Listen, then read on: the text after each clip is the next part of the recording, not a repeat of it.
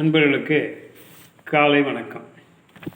இன்றைய பதிவிலே அபிராமி அந்தாதி பாடலில் 43வது பாடலையும் அதனுடைய விளக்கத்தையும் பற்றி பார்க்கலாம்.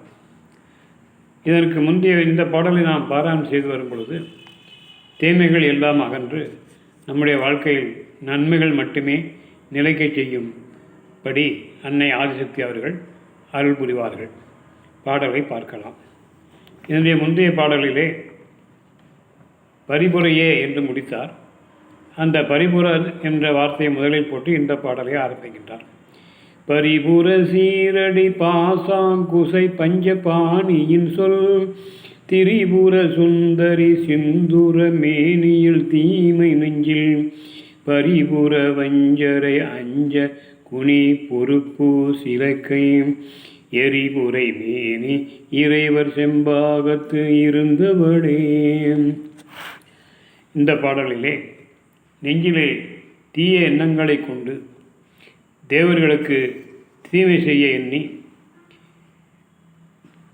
அரக்கர்கள் எல்லாரும் படையெடுத்து செல்கின்றார்கள்.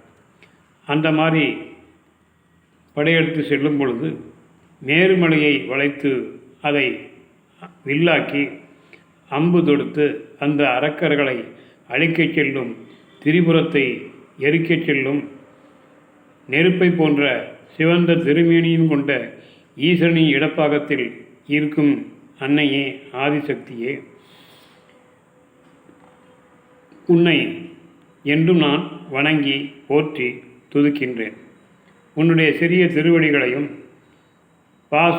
பாசம் அங்குசத்தை கைகளில் உடையவளே, 5 மலர்பானங்களை கையிலே ஏந்தியவளே, இனிய வார்த்தைகளை கூடி திரிபுர சுந்தரி சிந்தூரம் போல சிவந்த மேனியை உடையவளே, உன்னுடைய திருவடியை எண்ணி வியக்கிறேன்.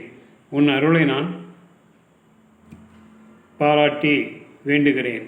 எனக்கு நல்லருள் புரிந்து காத்தருள் செய்ய வேண்டும் என்று வேண்டுகிறார். நன்றி, வணக்கம்.